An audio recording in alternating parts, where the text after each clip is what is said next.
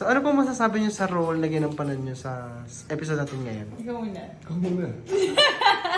Hindi ako, masasabi ko dito sa role ko, medyo mahirap yung mga scenes ko dito.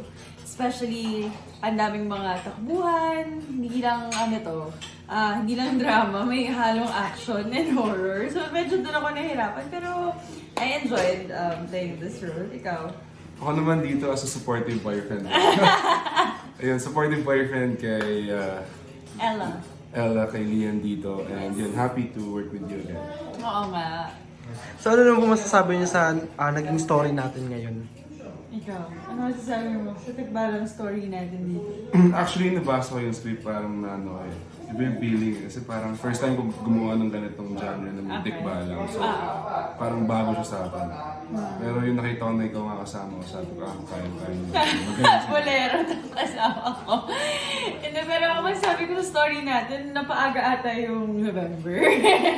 Hindi, pero ayun, pag napanood din naman to ng mga tao, kumbaga mapapaisip din sila. Kasi of course, yung tikbalang na, alam mo yun, na myth sa atin is very, pinag-uusapan dito sa Pilipinas. So, I think may mga tao magiging curious dito sa story na to. So, ayun. Hello mga kapuso!